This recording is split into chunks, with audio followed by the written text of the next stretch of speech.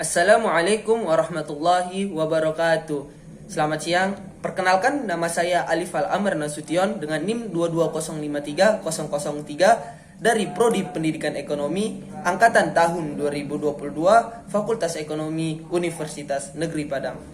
Pertama-tama saya panjatkan puji dan syukur terhadap kehadirat Allah Subhanahu wa taala yang mana hingga pada saat ini saya masih diberikan kesehatan sehingga dapat mengerjakan tugas mata kuliah bahasa Indonesia ini.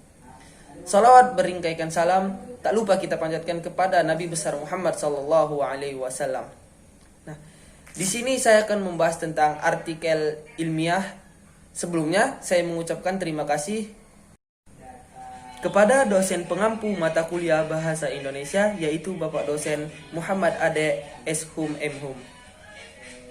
Adapun judul artikel yang akan saya bahas pada saat ini adalah pembangunan ekonomi di Indonesia, yang pembahasannya meliputi pendahuluan, isi ataupun pembahasan, metode penelitian, serta kesimpulan. Pembangunan ekonomi di Indonesia. Ekonomi merupakan salah satu faktor terpenting dalam pembangunan suatu negara. Jika perekonomian di negara tersebut berkembang pesat, maka sudah dapat dipastikan negara tersebut merupakan suatu negara maju dan masyarakatnya hidup sejahtera. Sebaliknya, jika perekonomian suatu negara tersebut tidak berkembang ataupun menurun, maka negara tersebut belum dapat dikatakan sebagai negara maju dan penduduknya belum sepenuhnya sejahtera. Adapun metode penelitian yang saya buat pada saat ini itu bersumber dari beberapa artikel dari website dan juga jurnal. Nah, jadi sejak proklamasi 17 Agustus 1945, pembangunan ekonomi di Indonesia mengalami pasang surut seiring dengan dinamika sosial ataupun politik. Indonesia adalah negara berkembang sehingga perlu peningkatan ekonomi yang lebih baik lagi untuk dapat menjadi suatu negara maju.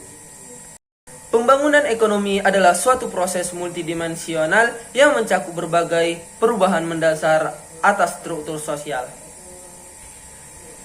Sesuai dengan tahap pembangunan ekonomi, lama-kelamaan sektor pertanian digantikan oleh sektor manufaktur yang bertujuan untuk menjadikan Indonesia sebagai negara industri. Hal ini sudah dilakukan oleh Indonesia. Walaupun Indonesia telah menjadi negara industri, namun masalah kemiskinan masih tetap ada di mana-mana di negara ini.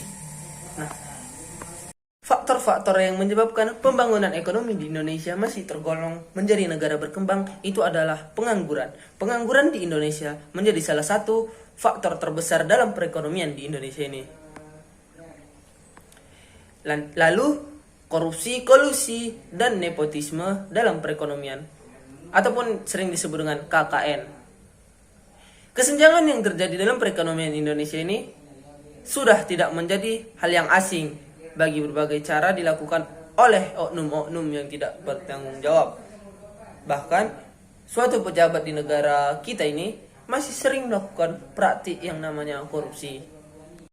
Kesimpulan yang dapat kita ambil dari karya ilmiah ini adalah bahwa perekonomian Indonesia masih berada di tahap bawah dan masih perlu ditingkatkan lagi. Masalah kemiskinan, pengangguran, dan kesenjangan perekonomian seperti kolusi, korupsi, dan nepotisme yang sering terjadi di Indonesia sebaiknya segera diatasi. Penggunaan sistem ekonomi syariah juga mungkin dapat membantu pertumbuhan ekonomi Indonesia yang akan dapat membuat perekonomian tersebut menjadi maju. Mungkin ini saja yang dapat saya sampaikan. Lebih dan kurangnya saya mohon maaf, dan kepada Allah saya mohon ampun. Assalamualaikum warahmatullahi wabarakatuh.